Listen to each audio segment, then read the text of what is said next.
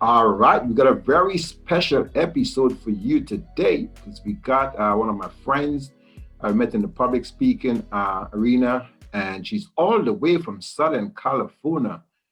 Ursula Garrett. She's also with the firm Garrett and Associates CPA. So she's a big tax accountant, and she'll be giving us some great tips today of how you can run your business more successful. Welcome to you, Ursula, to the Financial Intelligence Mindset Podcast.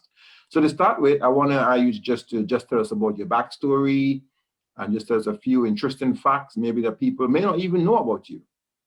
Ah, well, thank you, Roy, and I'm happy to be here. So, oh my gosh, where do I start? I have so many interesting stories I could tell you.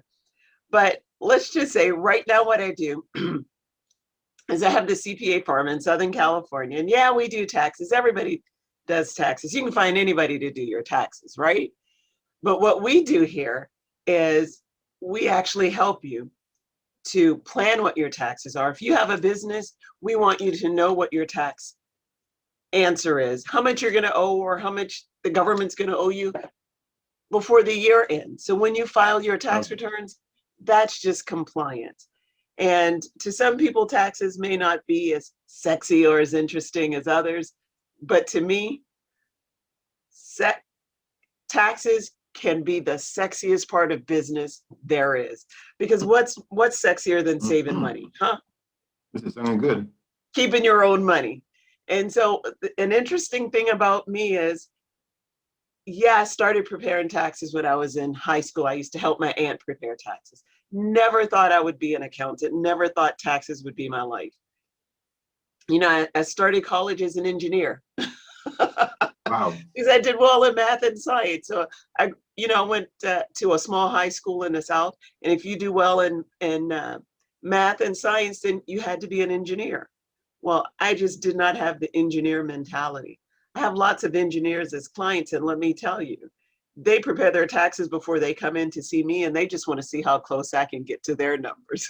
Mm-hmm. that's the that's the engineer's brain. Um, an interesting fact about me is that in high school when I was 16 years old, I used to drive a school bus. They used to allow that. Can you imagine Wow. being Serious? 16 years old and driving a school bus? Oh, that's quite Other cool. I people's didn't know that. kids. I didn't know that. Yeah, so your story is quite interesting in terms of you had an engineering background. I think it's amazing, right? Because when I was at school, I actually did O levels engineering and I did maths and physics. And as a matter of fact, I did maths and physics up to A levels. But I Mhm. also did accounting. So it's quite interesting for you to become from an engineer to an accountant. That's quite an interesting twist. And then you said that your engineering friends or whatever, they actually do the tax return themselves. Is that correct? My clients, well, not really. Some of them, they work on the numbers and they figure some things out. Like I have this one client, every year he computes his required minimum distribution.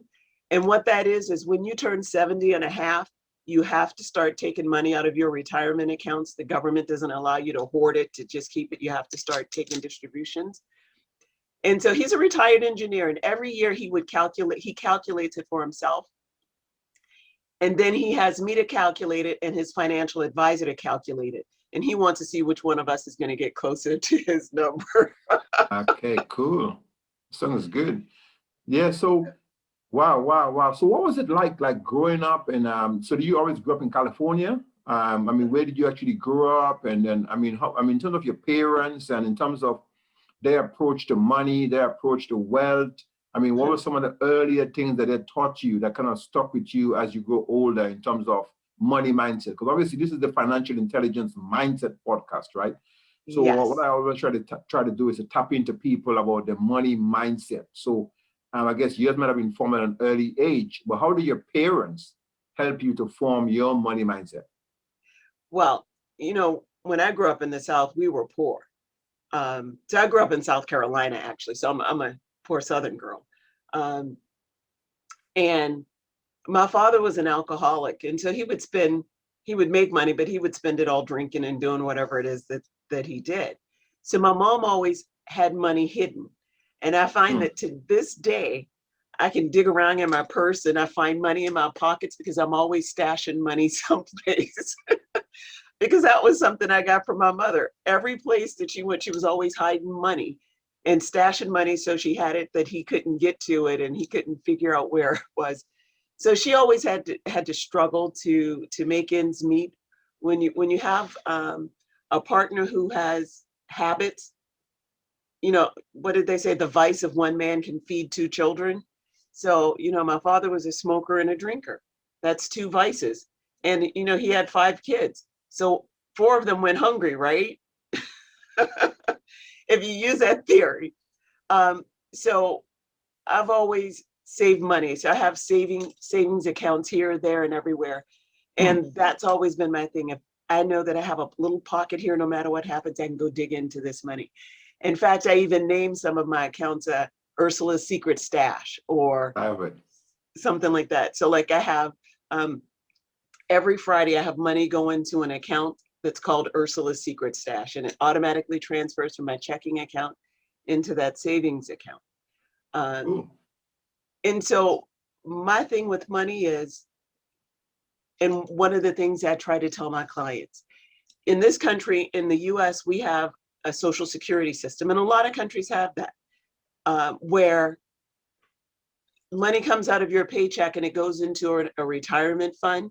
You don't have any control over it. You don't have access to it until you reach retirement age. You don't get to decide how much goes into it, how much you get out of it, and when you get it out. You have very limited control when it comes to that.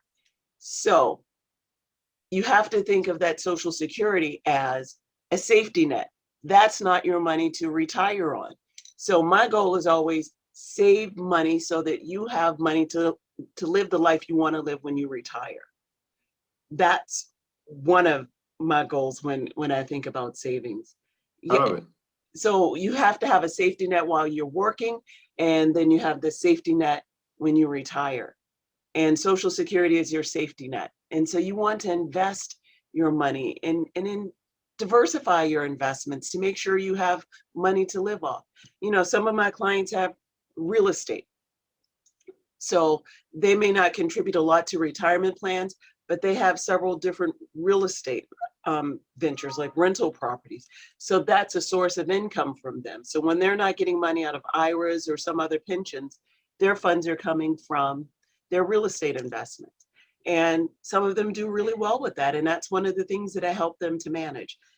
Other people put their money in the stock market. And now the new thing is cryptocurrency, virtual currency. So, it doesn't really matter. Digital. It doesn't really matter as much how you invest it, or what you invested in. It does matter how you invest it. What you invested in, what matters is that you're actually investing. I love it. Mm-hmm. So are you, let's if we try to put you in one of these brackets, are you a saver, a spender, or an investor, or a bit of both? I was going to say, yes, I'm a saver, I'm a spender, I'm an investor. Okay, yes, so is it like 1/3 each? Is it for you? Or no. you go more heavy? Are you more heavily towards spending? I'd like to say that no. Probably I'm more investing. Cool. Yeah. Investing is probably. So if there was someone listening to this, right? Obviously, you came from a very humble background like myself. If there's someone listening to this right now and it goes, all these people, man, talking about investing and saving, I'm just trying to make ends meet.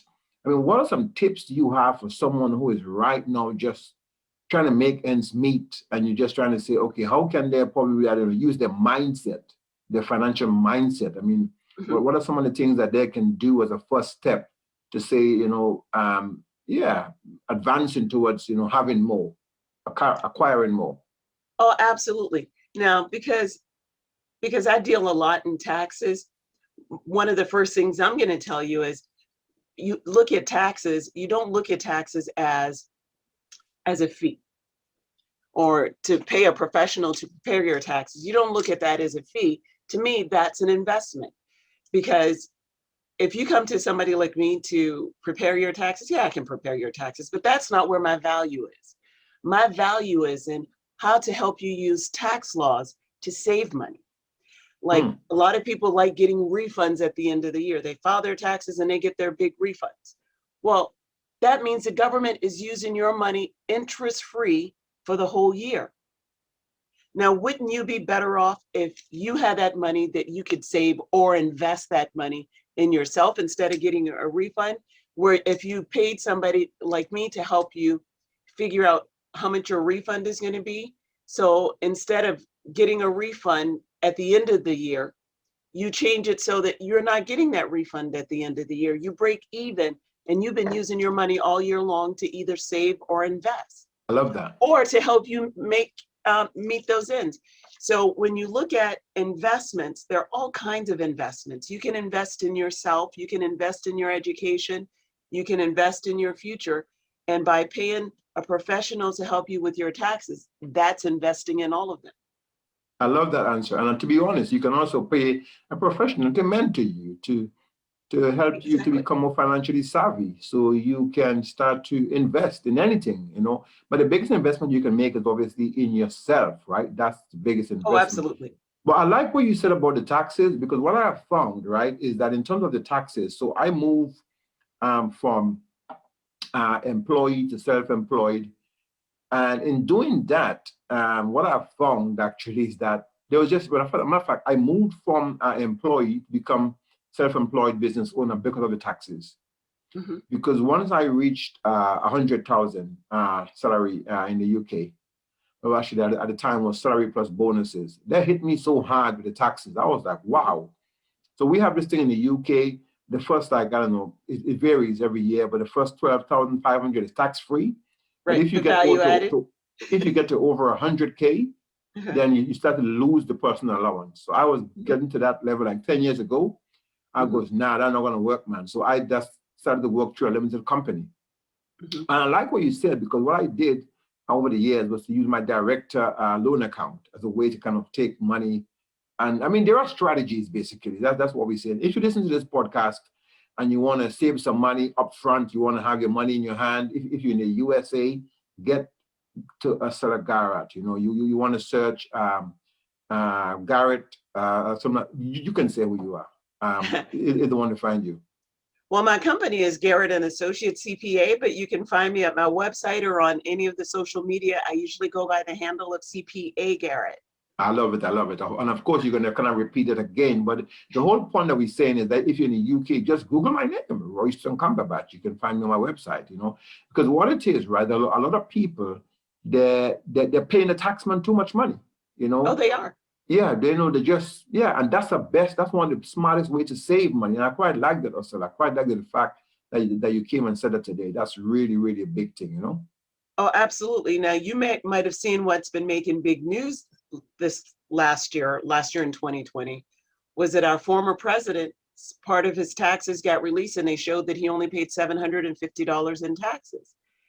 And what I have to say to anybody that's grumbling about that, it's like, no, don't hate, learn, and imitate. Yeah. If you use tax strategies, well, I may not be able to get your taxes down to $750, but I can get your taxes lower. And while I absolutely believe that you should pay your fair share, but you shouldn't pay 1 cent more. That's it. Pay your fair share, not 1 cent more.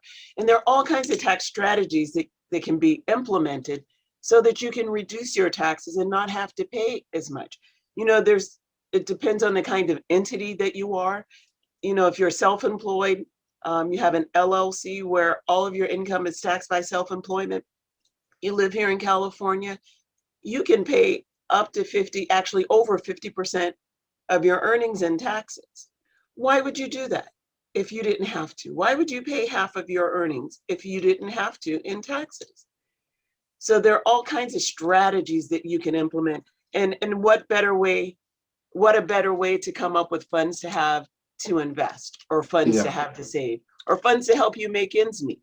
And the other thing I'm going to say to you is, individuals pay taxes, businesses take deductions.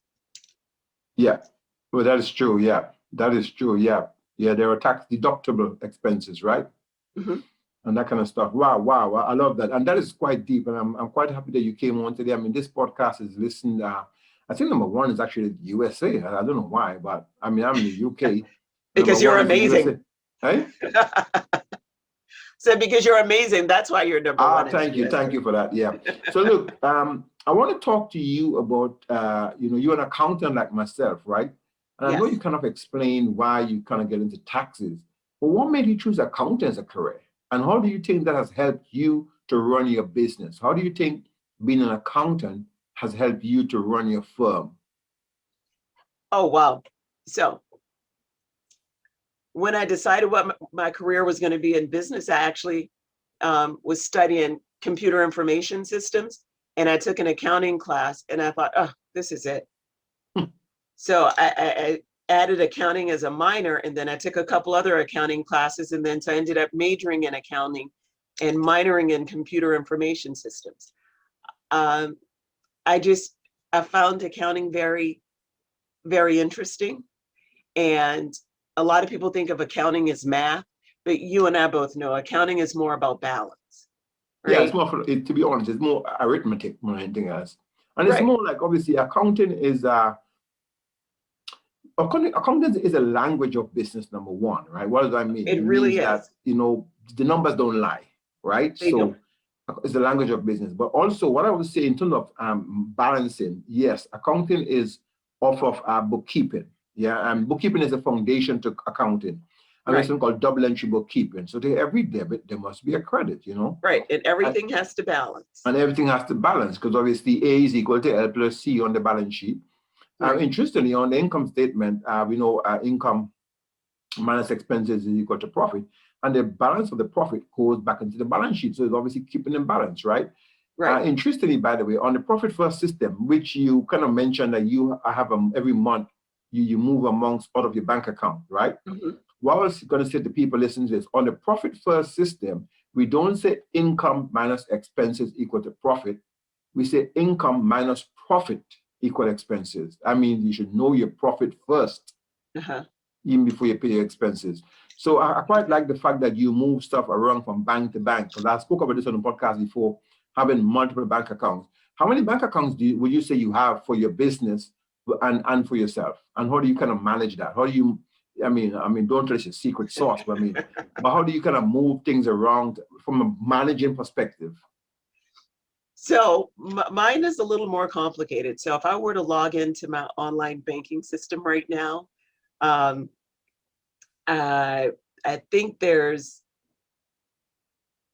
somewhere between 12 and 15 bank accounts, checking and savings. So I have, Wow, for you or for your business? yes, Well, you mean coming, multiple businesses. eh? I have Oh, multiple oh, businesses. So multiple businesses, right? yeah. And so my business is operated as a sole proprietorship for over 20 years. And as of this year, I actually incorporated Garrett and Associates. Yeah. So right now I still have 2 bank accounts for each one of those. So that's 4 bank accounts right there. So when you have your business, you want to have a checking account, a savings account, and an investment account. I like that.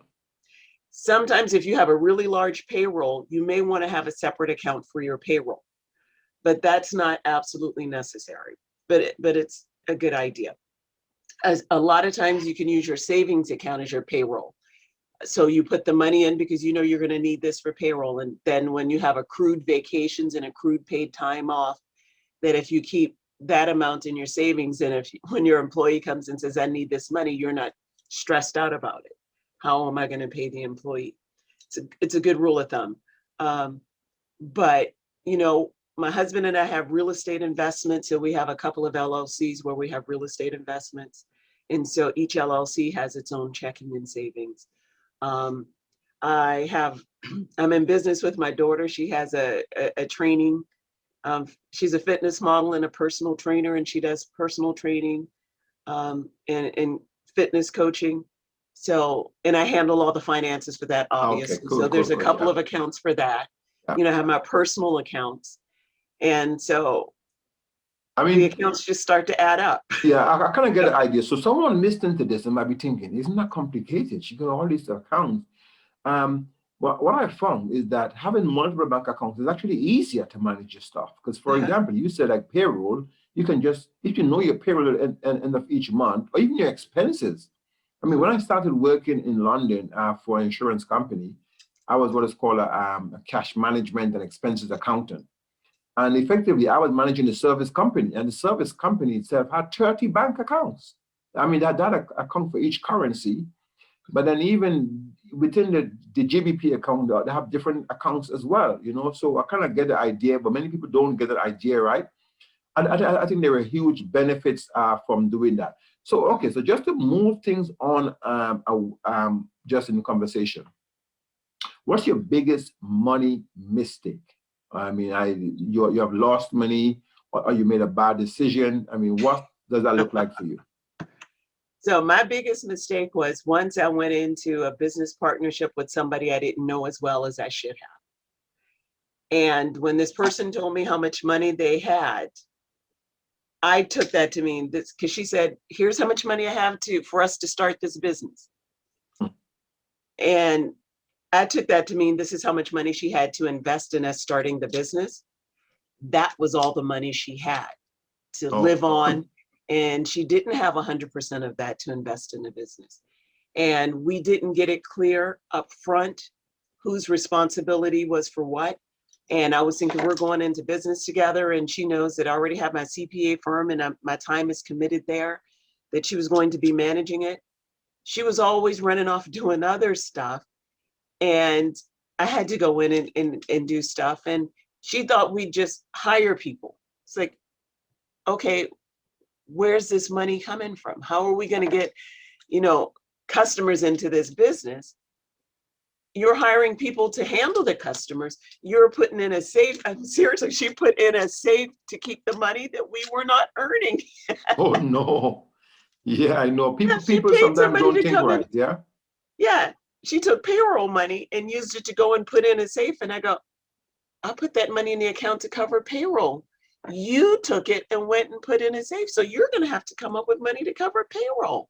These are all There. people working when that's what you were supposed to be doing because you don't have another job.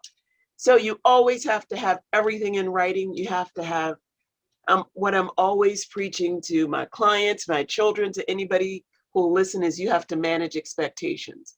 But to manage those expectations, you actually have to have a list of what those expectations are. And Yes. in this situation, I did not manage my expectations very well. I didn't have it clear on who was going to do what. So I found myself running two businesses. She didn't like that I expected her to work. She just wanted to be a business owner. She didn't really want to work at it. Yeah, I And know. so she ended up, because I expected too much from her, she backed out of the partnership. And so that left me with two businesses and I had to figure out a way to close down this business because it was not profitable and I did not have the time to put into it. So that Please. was my biggest mistake was going into business with somebody I didn't know without clear expectations and understanding. But it's Business amazing. partnerships are I good. share a similar story, right? I actually went into business with a friend of mine. We planned the business for 2 years. Mhm. Um, I had a full-time job. He said, "Look, Roy, I'm just waiting on you to leave your job, man. I've got money. I can put into this business. We can blow it up, you know." I went and Mhm. studied all the marketing I can, all the Google ads. I mean, that was like 10 years ago, you know what I mean? I set up a Mhm. very nice website. It was called Integritas. And Mhm. we actually had the business. We had a customer. We started making money. I put in most of the energies into the business. And when it came to like blowing the business up, right? Um, I mean, I kind of quit my job because I had a few other options as well, you know, things yeah, I kind of had a vision of where I wanted to go. But man, the guy actually, he said, who told you to quit your job? Because I'm not ready for this and some blah, blah excuse.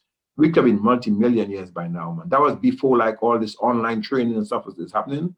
Mhm. We were going to do like accountancy. Matter of fact, it was going to be integrated. It was going to be like training courses, an Mhm. accountancy firm.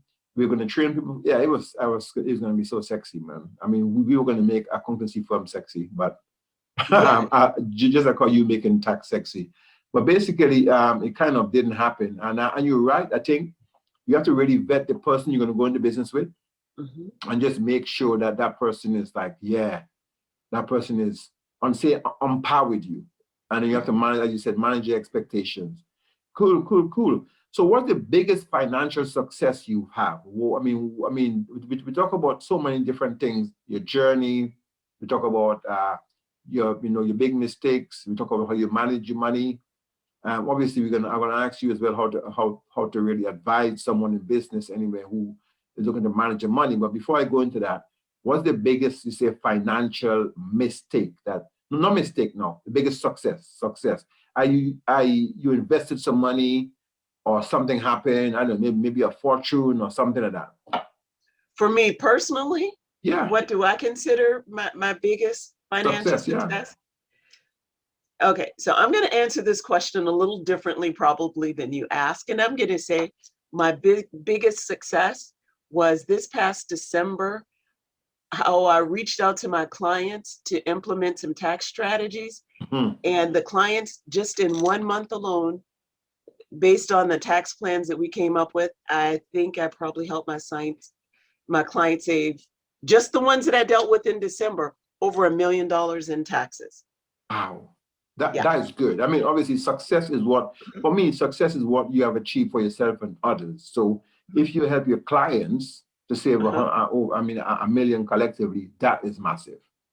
Yeah, let me tell you, being an expert and knowing what you know and knowing how to do it, it's all well and good. But if you don't share that, it does no one good. And so even though I tell my clients, oh, here are the services I offer, I never really made it clear to them how I could help them. And, I just got really inspired by the pandemic. And fortunately, some of my clients did really well in the pandemic. And I saw that and I'm thinking, oh my God, they're going to owe all these taxes. And if they wait until next year and they come in to see me and I tell them that they all owe all these taxes, they're not going to be real happy with me. So that was my motivation. So I picked up the phone and I started calling them. Hey, you know what? I'm looking at your numbers. And I said, you're going to pay a lot in taxes. We're going to have to do something. Here's how much I can help you save. If you're interested, then we need to get moving on it before the end of the year. And I made a few of those calls, and December was my best December ever. I've had my own practice for over 20 years. Yeah. And this past December, when my office was closed the last 2 weeks of the year, I saved my clients more money in that 2 weeks when my office was closed, probably than I did the whole year. That's fantastic. That is really great. I think a lot of that means that you are amongst the billionaires. In terms of the billionaires made more money during the pandemic than any other time. The top tech companies, you know what I mean? Because more people were online. I was just teasing you there, but I'm saying that's just a great strategy, and it just shows you, right, that you saved them money and you made money. Right, Oh yes. Oh yeah. You understand? It worked both ways. Yeah. So you make money saving people money. Like me, I do like coaching now and mentoring. I call it more mentoring and coaching. People to grow their business. Mm-hmm. And I remember this week I was like speaking to a girl. I'm currently running my ads like over in the Caribbean now. Mm-hmm. So I was speaking to this girl and a young lady. She's actually a medical doctor and stuff. And at the end, I sold her and she was saying, oh, so about the cost. I said, it's not a cost, it's an investment. Yes. You're investing in your business growth.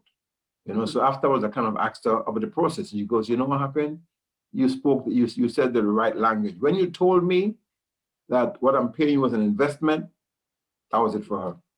So sometimes you have to just make people understand that when they hire a tax expert, when they spend money with a tax expert, they are investing in their own finances. Because effectively it's going to save them a lot of money. Mm-hmm. So that's really, really, really big. Cool.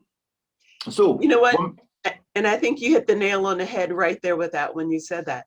So like I said, you can find anybody to prepare your taxes. So you go to the guy next door and he prepares your business tax returns for $1,500, but then you owe $350,000 in taxes. Yeah. You come to me and say, maybe I charge you $15,000 to do your taxes and implement my tax strategies. But then you only owe $60,000 in taxes. So you tell me, was that $15,000 investment worth it? Yeah, I mean, Because how people have to much be did, smart. People have yeah, to be smart, and that's why I exactly. said financial intelligence mindset is making decisions based on information, right? So Mhm, when people look into to make decisions in business, they have to understand that when they spend this money, it's not an expense; it's an investment. You know what I mean? mhm, And what the potential return is. You know what I mean? I think if people make mhm. decisions like that in with all decisions in business, I think it's going to really help them. That's cool, cool. So, from a tax perspective, I've got two questions for you. From a tax perspective, someone is just they're already in business, they're making money in business. At what stage of the year should they do the tax planning? I mean, in terms of like, say it's January, and January is the first day of the new year. Uh-huh. At what stage should they do the tax planning? Is it January during the new 1. year? Go ahead. No, Right? January 1. Okay. You should start your tax planning on the first day of the year, and you make sure you're tax planning all year long. When the year ends, you should already know what the tax consequences of the year are. When you file your tax returns 2, 3, 4 months later, that's just a matter of being compliant. You already know the answer because you've been planning for it all year. If you plan all year long, there are no surprises.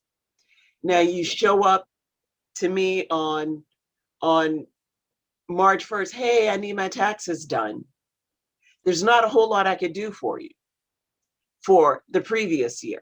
So you Yeah, show up yeah. March 1st, 2021, you show up in my office on Monday, and say, hey, I need my It's too late. taxes It's done. too late. Yeah. I'm just going to help you be compliant. There may be a few tax strategies we can implement, but nothing that's going to make a huge difference.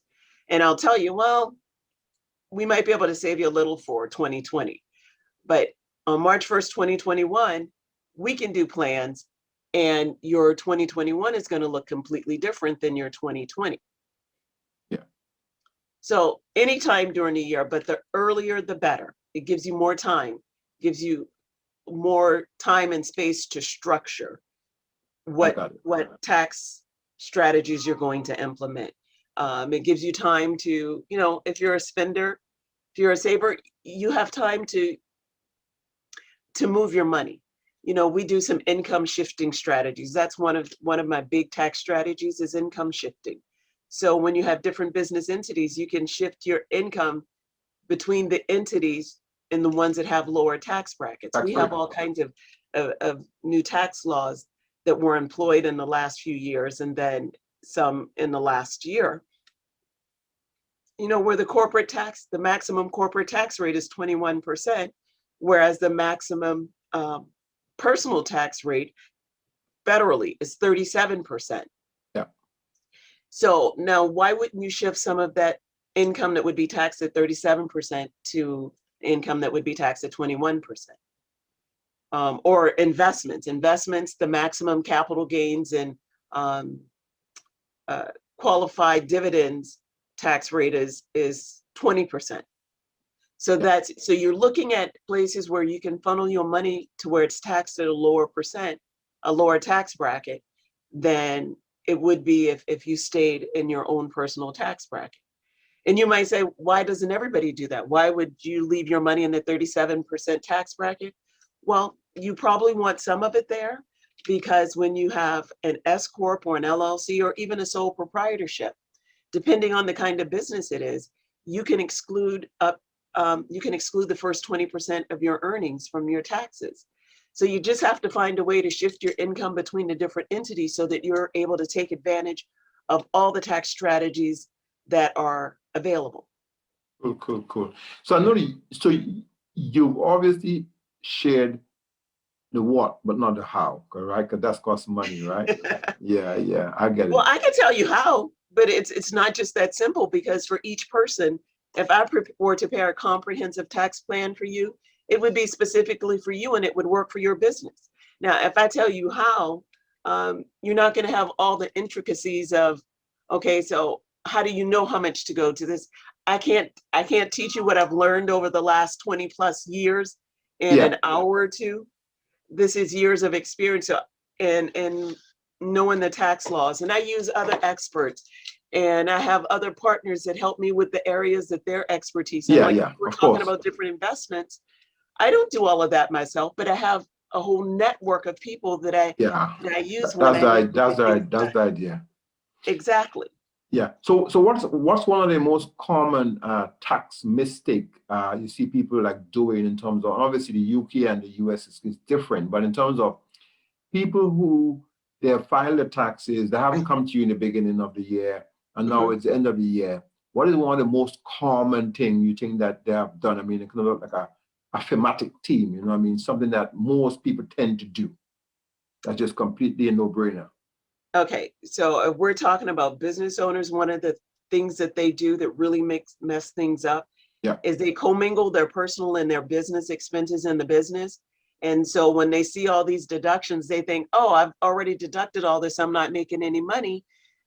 They think if I pay for it with my business credit card, then it's a business deduction, and that's not quite how it works. So they pay for a lot of their personal expenses, and then at the end, when they don't have cash and they don't have profits, because they've incorrectly categorize personal expenses as business expenses, they're surprised when I go, no, no, no, no, you can't deduct this. Or, one of the things we do here is we pay subcontractors. And so I have business clients that will pay people and they don't want to issue a 1099. So a Form 1099 is what you issue to subcontractors or people that you pay money to for a service. The only way you can deduct it is if you issue them the 1099 so that they can report it. What the IRS is really concerned about is somebody has to pay the taxes on that money. So it's either going to be you or the person you paid the money to. If you can't tell me who you paid that money to, then you're going to pay the taxes. Of And course, that's yeah. one of the biggest thing that we run into. So all year long, these 1099 forms they're required to be done by the end of January. But we do them all year long because we get business clients that come in and they did not issue those 1099s, and we tell them you can't deduct it, you're going to have to pay taxes on it. Oh no, we're going to issue those 1099s because they don't want to pay taxes on money that they paid to somebody else. So to me, Yeah. that's the biggest one. Yeah, I mean, yeah. Basically, it's kind of keeping your records clean. Basically, I mean, in terms of your personal banking, your business banking. I mean, over here in the UK, we have something called like P11Ds. You know what I mean? Which is like it's called like benefits in kind. You know, if you take something from the business for yourself that was not actually a business expense, or you have to pay personal tax on it. So sometimes, for example, in the UK, if the business pays for your phone, if the business for your personal phone, if the business pays for, I don't know, some personal medical insurance as well. I mean, so like if something personal that the business is paying for, what the government does, the government does an assessment of all the benefits that you're getting and they tax you on that as well. You know what I mean? But you're right. The biggest mistake that people make is that they just don't keep proper records. You know what I mean? Yes. And it's just like, I mean, I recently was dealing with a tax case for someone actually, and it's amazing actually because when I told him the fee I was going to that he was going to have to pay, he was like, oh, he tried to negotiate with me, and I goes, man, do you want to pay me or do you want to pay the tax man? Mm-hmm. Because what happened is that when you pay me, I save you taxes. You see. Exactly. And if you don't pay me, then you pay the tax man. So who do you prefer to pay? So I think a lot of people don't realize the benefits of having great tax advice at the outset. And it's not just tax advice. I think it's also strategic business planning and financial planning at the outset. It can save you a lot of money. Oh, Okay. absolutely. All right. So we coming to wrap up just now. We just got a few more things for you. So someone who's in business, right? Not just tax, but someone who's in business and they want to be highly profitable, they want to be successful. What are some of the key numbers you as a tax expert will say to them that they should be managing or looking at or keeping an eye on? Some of the key numbers. Okay. So for me, I know a lot of people think that the profit and loss is the most important statement, but for me, I think it's the cash flow. So the number you want to look at is your net cash flow. So yeah, you may be bringing in lots of money, but if you're using next month's money to pay last month's expenses, then you're not really profitable. Yeah. And so that's where cash flow, that's why I think cash flow is the most important statement. Doesn't really matter how much money you're bringing in, because it's your job to try to reduce your profits for tax purposes to as low as you can get it, so you pay as little taxes as possible. But just because you're not showing much in profits doesn't mean that you should have little cash flow. You Of course want your not. Yeah. cash flow to be high regardless of what your profit is. Yeah, because obviously, because there's a big difference between profit and cash. And obviously, Mhm, uh, profit is on the P&L and cash is on the balance sheet, right? And you want to mhm. have cash reserve as well. I mean, you call it net cash flow. I call it the free cash flow. The Okay. cash flow that's left over from operations minus any capital expenditure Oh, is the absolutely. same thing, basically. It's a Yes. sum of all the different cash flows. And actually, many people, I mean, you kind of get me excited here. Many people don't understand cash flow. Uh-huh. I mean, they think cash flow is just like from revenue and expenses. That's only Mhm. one type of cash flow. That's called operational cash flow, right? Right. And people have to even understand which kind of cash flow does not impact profit, like capital expenditure. So you're Mhm. right. Cash flow is so important. I love that. I love that. Cash flow is so important. So look, um, I asked everyone this question: what does the term financial intelligence mean to you? You said, what does it mean to me? Yeah, financial intelligence. I mean, what does that term mean to you?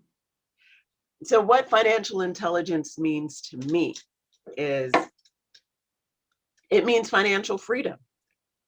To me, what it means is, if you understand your numbers, then you're free to do any and everything that you want to. You're able to set goals and meet those goals when you understand the numbers. Financial intelligence means you know where your money's coming from, you know where it's going, you know where it went. You're not going to open up your bank statement at the end of the month and say, "Oh my God, look at how much money I made last month, and where did it all go?" So you know your numbers. That's I what love it. financial intelligence means to be. Yeah, I love it. It's a great answer, right? Because obviously, for me, financial intelligence is understanding numbers behind your business. And Mhm. I actually have a little formula. Because to me, it's like financial, I don't know, literacy. I call it Mhm. FL. Then you have financial education, FE. But to me, financial intelligence is equal to financial freedom. Definitely, that is to me, it's like a stepping stone. Mhm. First of all, you obviously want to be financially literate, then you want to get some financial education. But then eventually, if you're a business owner or even just an individual who wants to build wealth, you have to be financially intelligent because you want to make the right decisions. Like, for example, saving taxes and not paying the government some of the taxes. That's just one example, you know what I mean? Where to invest in, that kind of stuff. Wow, wow. So that's really good. So, Astara, you shared a lot of gems on here.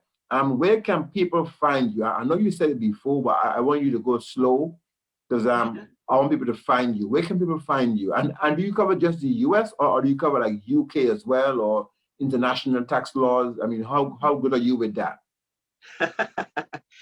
While I'm vaguely familiar with some of the other countries' tax laws, I would typically have to go to someone else for their Yeah. expertise. What I am familiar with is with expats from the US. Or actually, I do have clients from other countries that get like maybe their social security from different countries. And so if I don't know it already, I usually look up the treaties that the US has with those countries to see Yeah. how to treat payments that they get. And in case you didn't know it, that if you got social security from Austria, not 1 cent of it is taxable. Whereas if you got social security from Canada, then it's taxed just as US social security. And I And, think the and the same is with UK? the I think it's the same with the UK. It's taxed the same as Canada and the US. It's all taxed as US social security.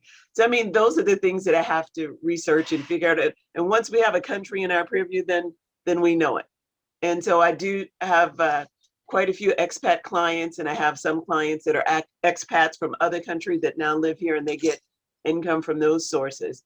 But as far as business taxes, actually in other countries, not my area of expertise. But if you want to find me and find out where my areas of expertise do lie, you could try my website. It's CPA Garrett, www.cpagarrett, as in certified public accountant, CPA Garrett. And if you want to find me on social media, on LinkedIn, I'm Ursula Garrett. On Twitter and Instagram, I'm CPA Garrett. You put in my name and you'll find me. Garrett and Associates is also on Facebook. But here, I'm going to give you the best way to reach me, because that was just a whole lot of information. So one website will get you connected to me anywhere and everywhere. And I probably should have told you this first. So the one place where you can find out everything about Ursula Garrett is ursulagarrett.com. Look at that. It. How easy is that? That's easy. Like my calling card. That's easy. That's easy. Ursula, you are just, I think you're the most fun person I've had on the podcast. I mean, I probably shouldn't say that. I mean, fun in the sense of a tax fun person, a tax fun person. You know what I mean? Someone who does tax, but it makes tax sexy, as you said. You have made tax and finance so sexy, man. It's so good. You know, actually the way you spoke, the way you know, and also you share a lot of stuff. So hopefully, you know, I said to everyone who come on, you know, when you make a lot of millions, more millions, then obviously I get you on again. Or maybe when you make billions, you know, I get you on at the second round to tell us how did you do it. You know, as you know, I'm on a journey of just imparting knowledge, sharing knowledge. And I quite like what you said, actually. What's the use having knowledge and not sharing the knowledge? And obviously we met at the Public Speaker Academy, and obviously we wouldn't speak anymore about that today. But yes, well, we were on a mission. We ourselves were on a mission to share stuff, right? To hit the big stages and share stuff. So it's a heartful joy, you know, to have you on the Financial Intelligence Mindset podcast. And I want to wish you all the very best wishes for all the big goals that you have coming up, right? And yeah, I'm sure that we will be speaking very soon. Yes, thank you. I appreciate you having me on. Cool.